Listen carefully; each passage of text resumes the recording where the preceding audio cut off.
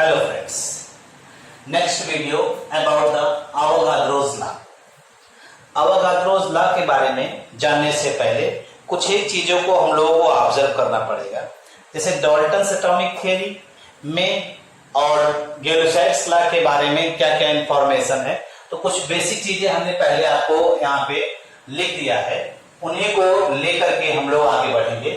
तो Dalton's atomic theory को अगर हम लोग बेस मानते हैं तो उसमें ये कहा गया है कि atoms of different element combined with each other in a simple whole number ratio. जो एटम्स होते हैं डिफरेंट एलिमेंट के, वो आपस में कंबाइन करते हैं होल नंबर रेशियो में, ये अकॉर्डिंग टू डाल्टन्स लॉ। जबकि Gay-Lussac's law of combining volume में क्या कहा जाता है कि gases combined with each other in a simple whole number ratio by their value।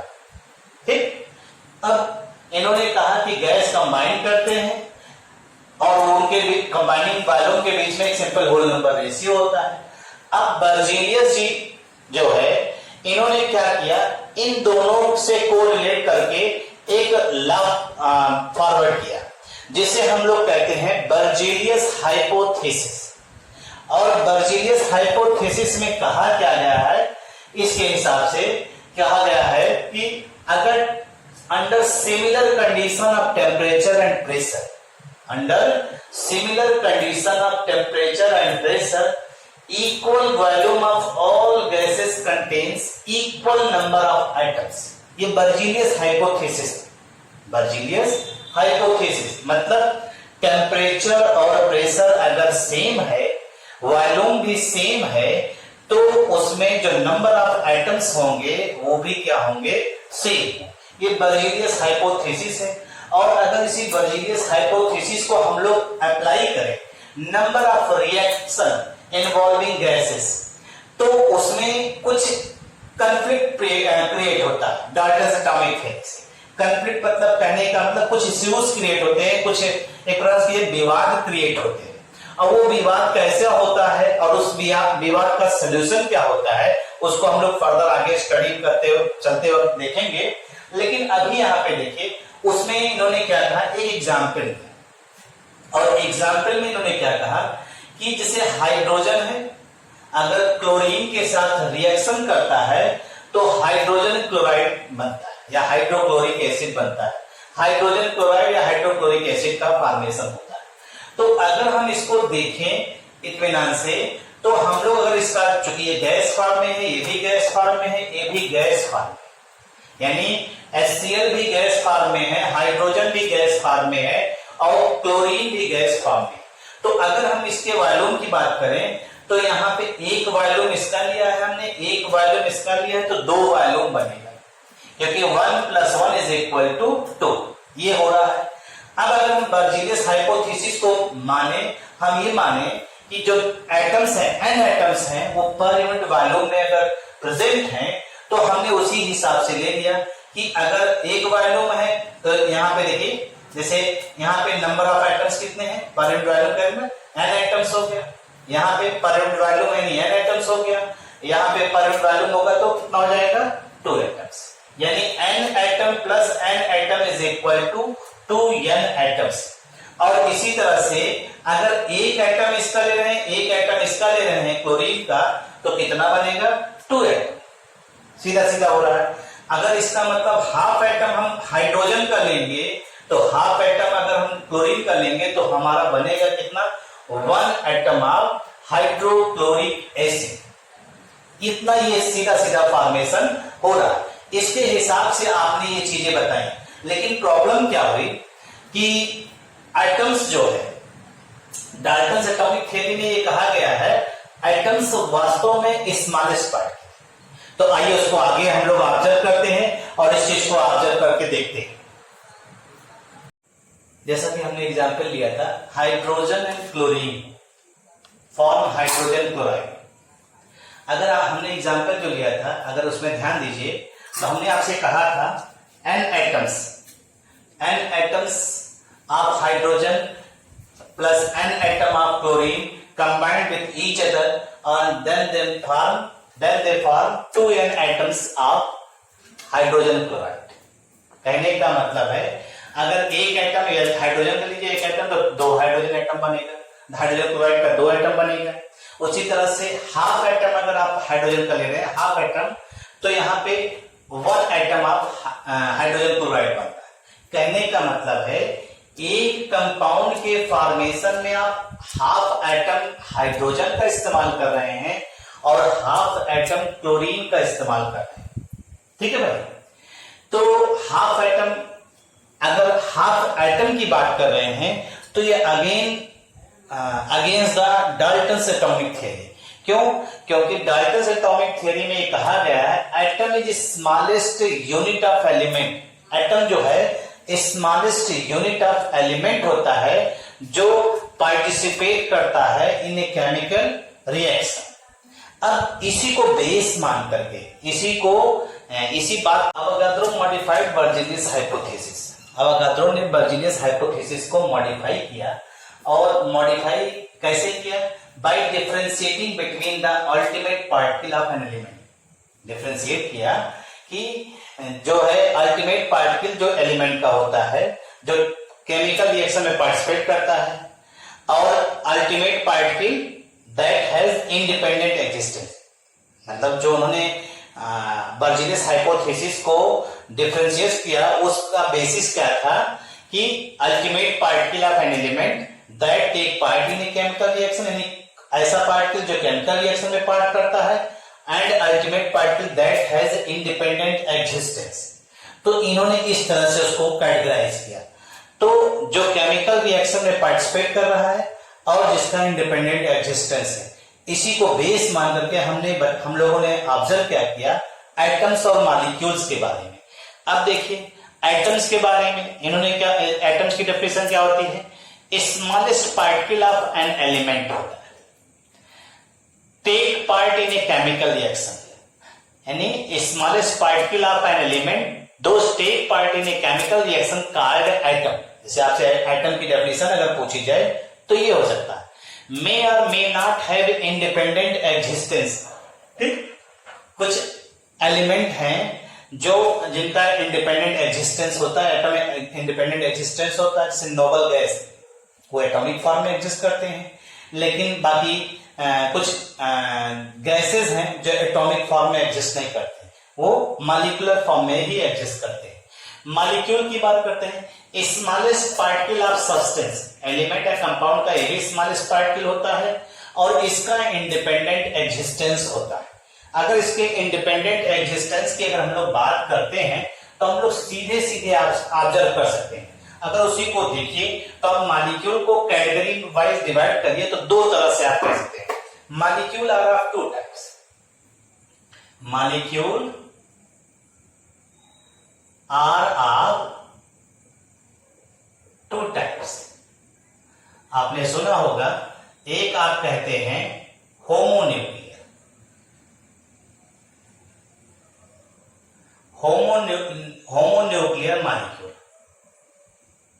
और होमोन्यूक्लियर में आप इसको फर्दर कैटेगराइज कर सकते हैं। होमोन्यूक्लियर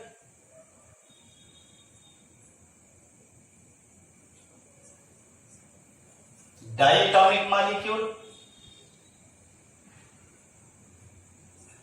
ठीक, होमोन्यूक्लियर डायटॉमिक मॉलिक्यूल, या ऐसे कहिए इसको हम कैटेगरी कर सकते हैं दूसरी तरह से,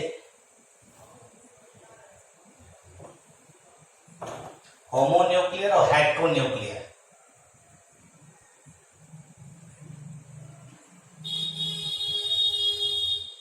मॉलिक्यूल होमो और हेट्रोन्यूक्लियर। होमो में भी हम लोग जो है कर सकते हैं डायटॉमिक और पॉलीएटॉमिक, इसमें भी हम लोग कर सकते हैं डायटॉमिक और पॉलीएटॉमिक। नाम से ही पता चल रहा है। अगर आप इस चीज को ऑब्जर्व करिए, आपने होमोन्यूक्लियर मॉलिक्यूल की बात की तो डायटॉमिक का मतलब कम से कम 2 एटम्स हों और दोनों एक जैसे हों, जैसे हाइड्रोजन नाइट्रोजन, ऑक्सीजन, क्लोरीन, ठीक, ये सब आपके एग्जाम्पल में आ जाएंगे। H2, N2, O2 etcetera. Polyatomic की अगर हम लोग बात करते हैं, मोर देन 2 एटम्स, ठीक, होमो में ही रहेगा O3, ठीक, P4, S8 एटसेट्रा। अगर यहां पे हेट्रो की बात करें diatomic molecule, HCl, HF etcetera. Polyatomic की बात करते हैं, H2O more than 2 atoms, CO2, Br3, NH3, ये सब आपके क्या हो जाएंगे, पॉलीएटॉमिक मॉलिक्यूल। तो इस आधार पे आप कह सकते हैं, अगर हम लोग बर्जीलियस हाइपोथेसिस को जो अवागाद्रो जी ने मॉडिफाइड किया, उसके आधार पे जो बर्जीलियस हाइपोथेसिस है उसमें हमने क्या ऑब्जर्व किया, हमने ये कहा कि वास्तव में एटम्स का इंडिपेंडेंट एग्जिस्टेंस जरूरी नहीं हो भी सकता, नहीं भी हो सकता, लेकिन मॉलिक्यूल जो है वो इंडिपेंडेंट एग्जिस्ट करता है। तो इसका मतलब है जो बर्जीलियस हाइपोथेसिस है, अगर उसे हम लोग थोड़ा सा मॉडिफाई करें, तो मॉडिफाई करने पे जो लॉ आएगा उसी को हम लोग अवागाद्रो लॉ कहेंगे। देखिए, जैसे अवागाद्रो लॉ की अगर हम लोग बात करते हैं, तो आपने यही कहा है ना कि under similar condition of temperature and pressure, under similar condition of temperature and pressure, equal volume of all gases contains equal number of, अभी आपने बर्जीलियस हाइपोथेसिस में क्या पढ़ा था, एटम्स के बारे में, यहां पढ़ेंगे इक्वल नंबर ऑफ मॉलिक्यूल्स, यानी under similar condition of temperature and pressure equal volume of all gases contains equal number of molecules. This is Avogadro law. Write down कर लीजिए इसको, थोड़ा सा देख लीजिए इसके बारे में, फिर उसके बाद जो है हम लोग ऑब्जर्व करते हैं इसको।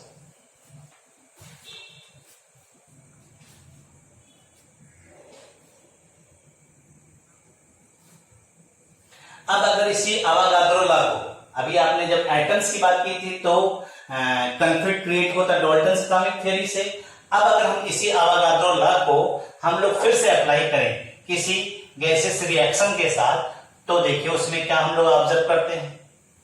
फॉर एग्जाम्पल लेने चल रहे हैं हाइड्रोजन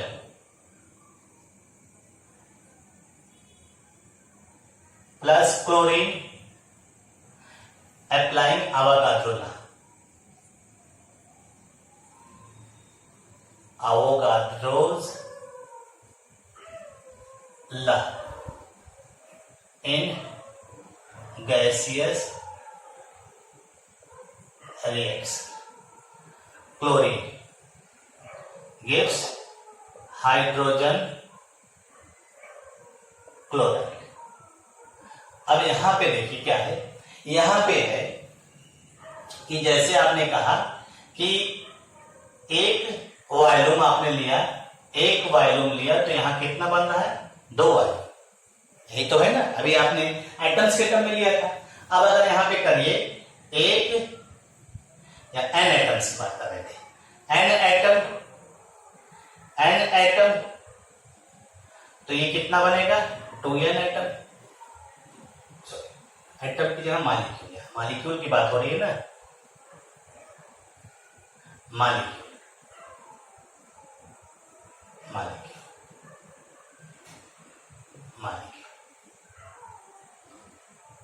तो इसका मतलब है अगर हम यहां पे हाफ मॉलिक्यूल यूज करें, इसका हाफ मॉलिक्यूल यूज करें, तो यहां क्या मिलेगा आपको, 1 मॉलिक्यूल।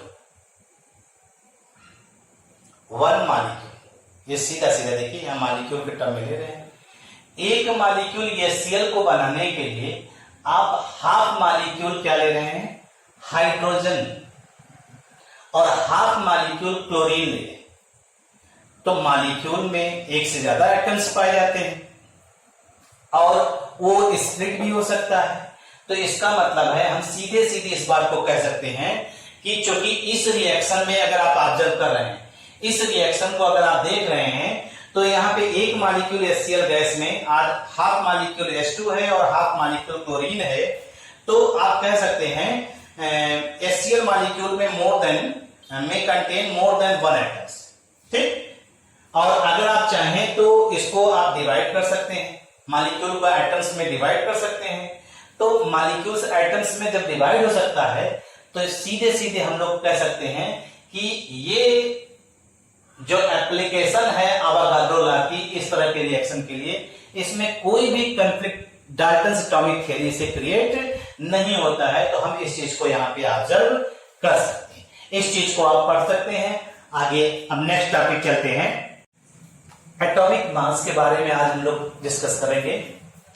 अब एटॉमिक मास में कुछ टर्म पहले समझ लेते हैं। जैसे आपने सुना होगा atomic mass, molar mass, molecular mass, बहुत बेसिक टर्म है। अगर इसको आप जैसे पढ़ते हैं तो एटॉमिक मास का मतलब होता है mass of one atom, mass of one atom, और मॉलिक्यूलर मास होता है मास ऑफ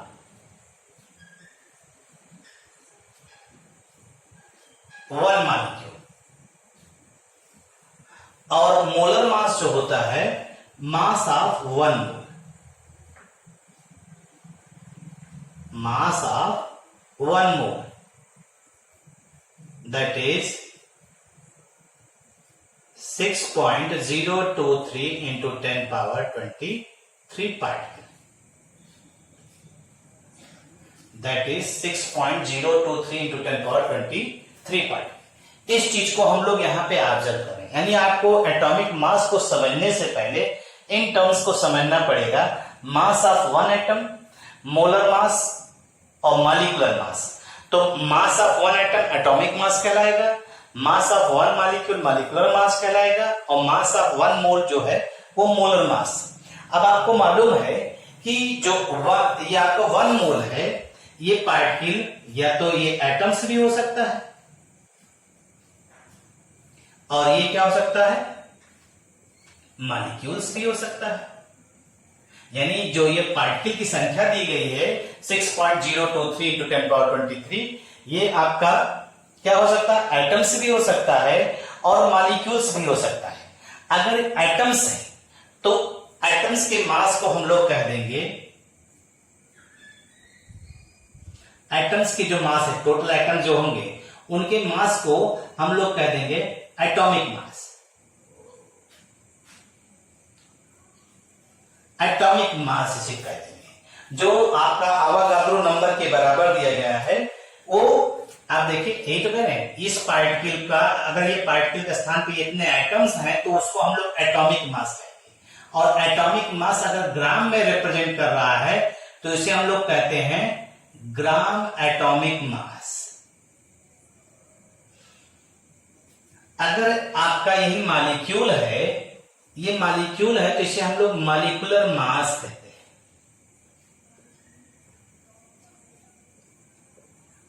और अगर ये ग्राम के रूप में एक्सप्रेस है तो इसे ग्राम मॉलिक्यूलर मास कहते हैं।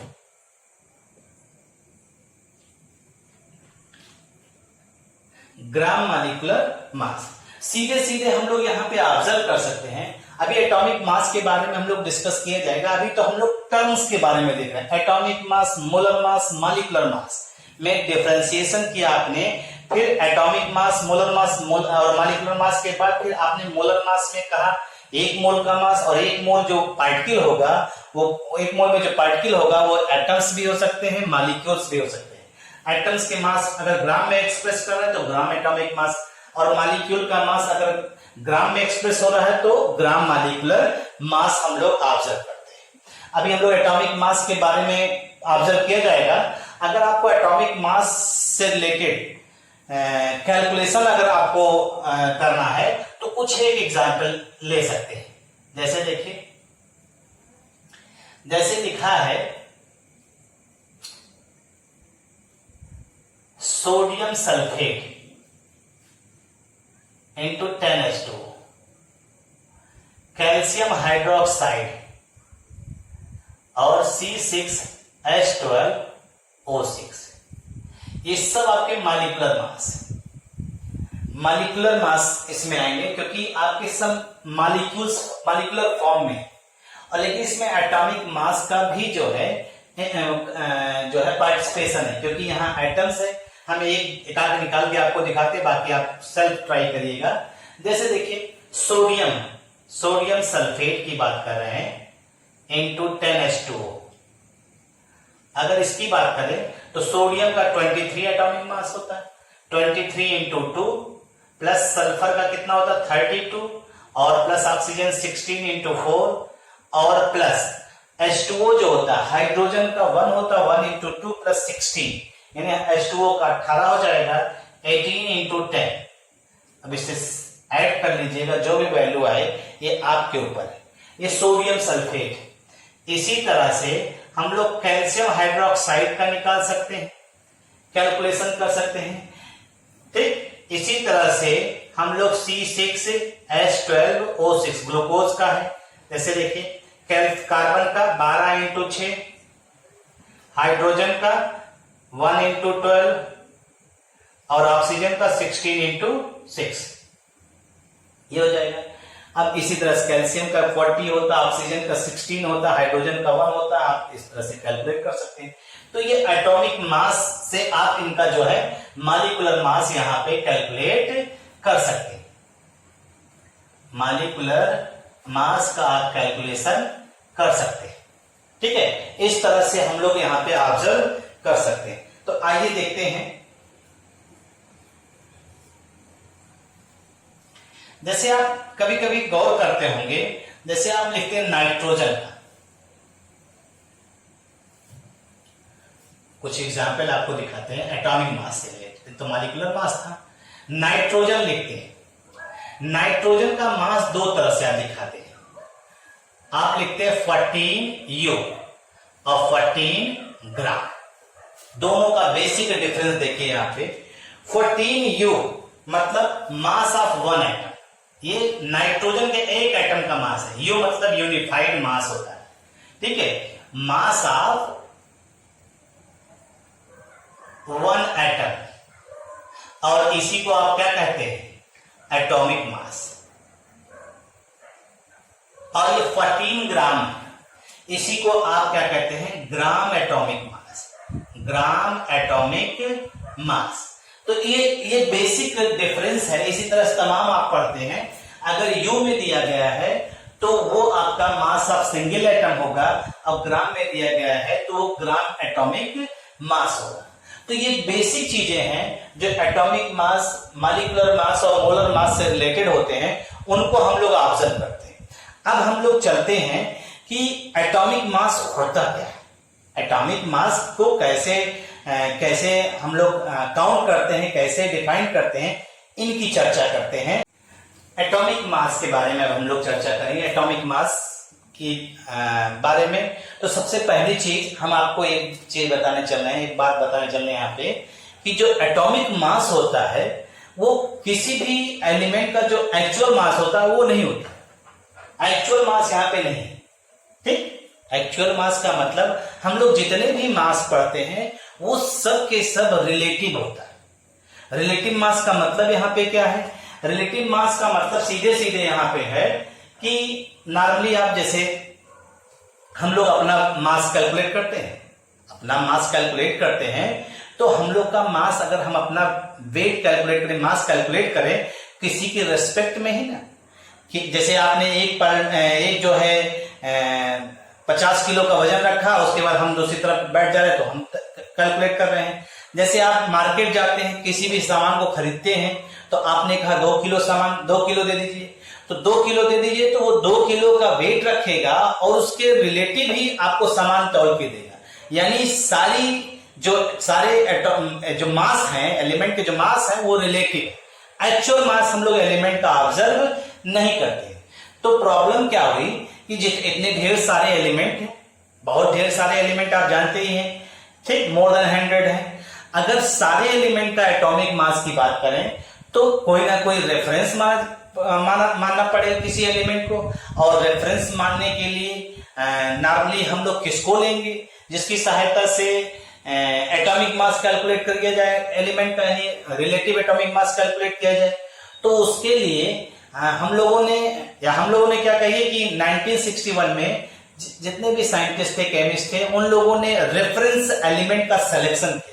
लेकिन रेफरेंस एलिमेंट किस तरह से सेलेक्ट किया, तो आइए देखते हैं। Choose for reference, choose for reference element.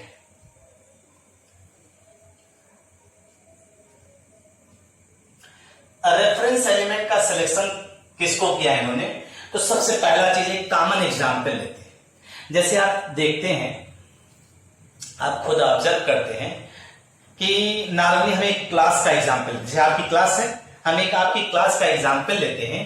अगर आपकी क्लास में हमको कैप्टन चुनना हो या मॉनिटर चुनना हो तो हम किस हिसाब से सेलेक्ट कर सकते हैं? हम एक ऐसे लड़के का सिलेक्शन करेंगे, एक ऐसे स्टूडेंट का सिलेक्शन करेंगे कि जिनकी जो अटेंडेंस है वो लगभग अप्रोक्सीमेट 100% हो। क्या आप ऐसे लड़के को मॉनिटर बियर कर पाएंगे जिसकी अटेंडेंस खुद ही 2-4 दिन हो? अगर 2-4 दिन होगा तो वो क्लास को कैसे मैनेज करेगा? तो क्लास को, तो इसका मतलब है यहां पे अटेंडेंस क्लास में जिसकी ज्यादा होगी तो पहली प्रायोरिटी आप उसको देंगे, और इसी को हमने अटेंडेंस को ही हमने मान लिया एबेंडेंस। एलिमेंट के केस में हम लोग क्या मानेंगे? एबेंडेंस। नेचर में एबेंडेंस जिसका बहुत ज्यादा हो, एबेंडेंस, गुड, एबेंडेंस बहुत ज्यादा हो, ऐसे एलिमेंट को आप क्या करेंगे? सेलेक्ट करेंगे। ठीक, अब फिर से क्लास में आइए।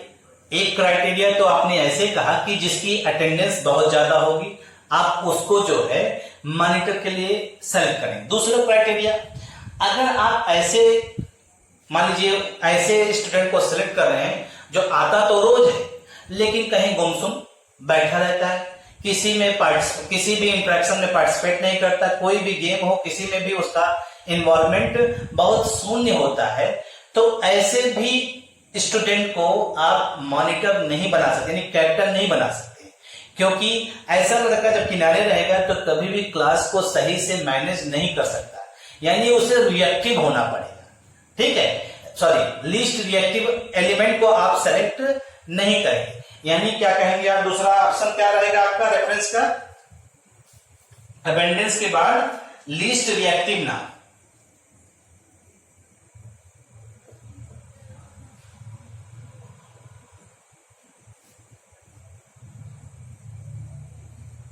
लीस्ट रिएक्टिव नाम, डज नॉट लीस्ट रिएक्टिव, ये हो गया। तीसरा देखिए, तीसरे में हम लोग क्या ऑब्जर्व कर रहे हैं? तीसरे में फिर से क्लास में आइए।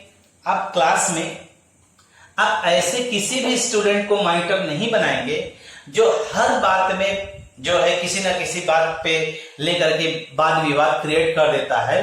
तो जब हर बात पे वो वाद विवाद क्रिएट करेगा, हर बात पे वो अपनी बात रखेगा, किसी न किसी बेफिजूल बातों को वो इन्वॉल्व दिखाएगा, तो ऐसे लड़के को भी आप जो है मॉनिटर नहीं बनाए, क्योंकि वो हर बात में कुछ ना कुछ अड़ंगा लगाएगा, इससे क्लास का माहौल डिस्टर्ब होगा। इसका मतलब है बहुत ज्यादा रिएक्टिव एलिमेंट भी नहीं होना चाहिए। In the case of element does not most reactive, does not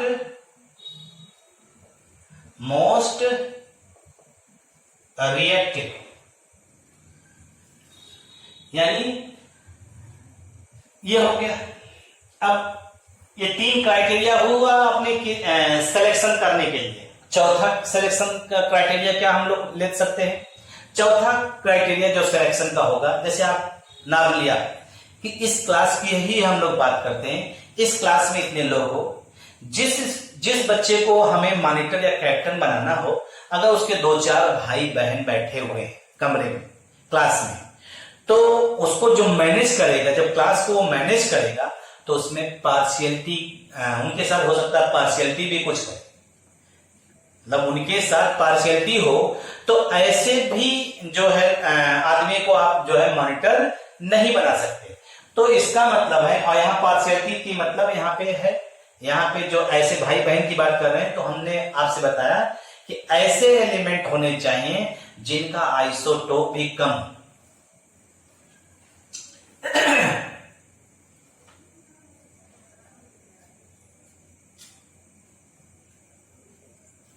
doesn't है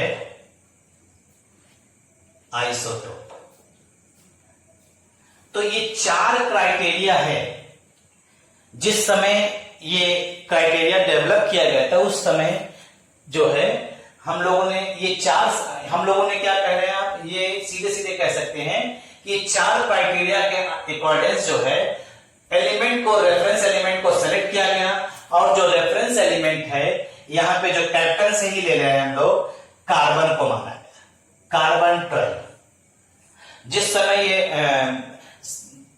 डिस्कवर्ड हुआ था, जिस समय इसकी जानकारी हम लोग डिलीवर्ड हो रही थी, उस समय कार्बन के आइसोटोप्स के बारे में जानकारी नहीं थी। आजकल तो आप जानते हैं कार्बन 12, 13, 14 दोनों पाए जाते हैं, लेकिन कार्बन 12 जो है 99% पाया जाता है, 13 और 14 बहुत लेस एबंडेंट, बहुत लेस अमाउंट में पाए जाते हैं। तो कार्बन 12 जो है ये रेफरेंस एलिमेंट के रूप में इस्तेमाल हुआ,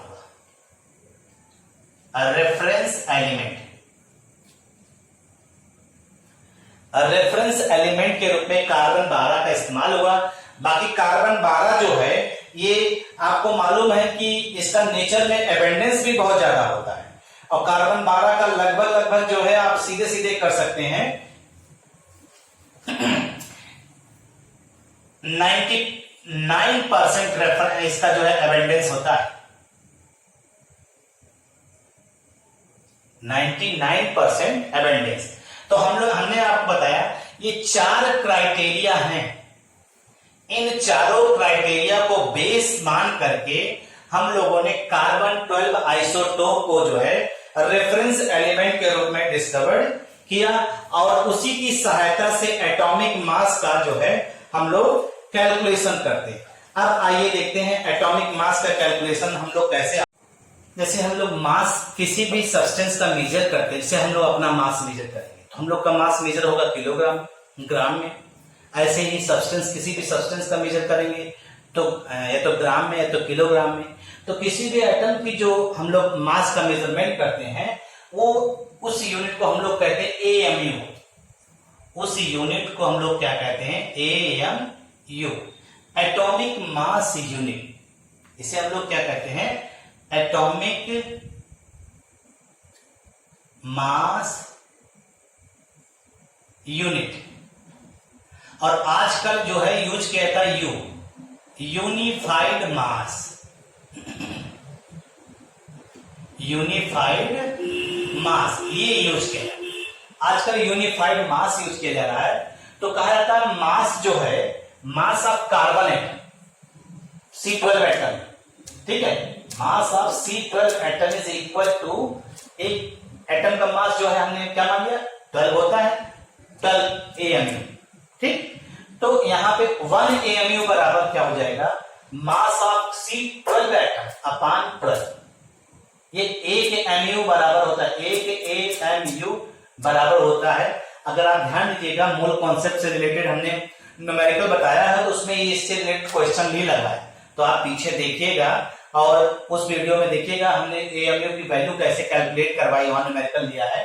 तो अब देखिए, जैसे यहाँ पे भी उसी चीज को हम लोग ऑब्जर्व कर रहे हैं। जैसे एटॉमिक मास जो कार्बन का है 12 ग्राम पर मोल है, एटॉमिक मास जो कार्बन का है 12 ग्राम पर मोल है। आपको मालूम है एक मोल में कितने आइटम्स होते हैं, 6.023 × 10⁻23 आइटम, और इनका जो मास होगा वो कितना है, 12 ग्राम। तो इतने एटम का मास 12 ग्राम है, तो एक कार्बन के एटम का मास कितना होगा, mass of 1 atom of carbon, यानी इससे डिवाइड कर दिया हमने एटॉमिक मास को, नंबर ऑफ एटम से डिवाइड कर दिया, तो number of mass of one atom आ जाएगा। तो मास ऑफ वन एटम ये हो गया। अब आपको ध्यान दीजिए, एक एमयू में हमें चाहिए mass of single carbon atom का, तो mass of single carbon atom यहाँ रख दिया आपने, तो अवोगाड्रो नीचे आ गया नंबर, और ये 12 और 12 कैंसिल हो गया, 12 और 12 कैंसिल हो गया, तो आपको मिला 1/6.023 इंटू 10^23, या इसी को लिख सकते हैं 1/n अवोगाड्रो नंबर को हम लोग कहते हैं, ये ग्राम में दिखा रहे हैं। अब एक एमयू के बराबर ये हो रहा है आपका, इसको सॉल्व करने पर अब देखिए 10^23 ऊपर गया, अगर इसको सॉल्व कर दें हम लोग, सॉल्व करने पे आ रहा 1.66 इंटू 10^24 ग्राम। ये एक एएमयू एटॉमिक मास यूनिट का जो है ये आपकी वैल्यू है 1.66 इंटू 10^24। इन चीजों को आप पढ़ डालिए, इसके बाद जो भी परेशानी आपको हो इससे रिलेटेड, बाकी हमने इस चैप्टर में कुछ परसेंटेज कंपोजिशन से रिलेटेड है क्वेश्चन, उनको आप सब देखिए, उसमें कुछ दिक्कत नहीं है, आप पढ़िए। और कोई दिक्कत अगर आपको हो, किसी में दिक्कत हो तो आप बताइए, उसको आगे के वीडियो में रिमूव करके अपलोड किया जाएगा। बाकी आप जो है अच्छे से तैयारी करिए, नोट्स मेंटेन करते रहिए, वीडियोस में जो भी आपको परेशानी हो रही है, जो भी दिक्कत हो रही है, आप उसे जो है हमें कमेंट के जरिए बताइए। लेकिन इसको चैनल को सब्सक्राइब जरूर करवाइए, और साथ ही साथ जो है इसको अपने जितने भी इष्ट मित्र हों, जिनसे भी आपका संपर्क हो, उनको लिंक भेजिए। जो भी कमी हो कम से कम आप उसको बताएं, तो आगे के वीडियो में उन कमियों को दूर किया जाए। Thank you.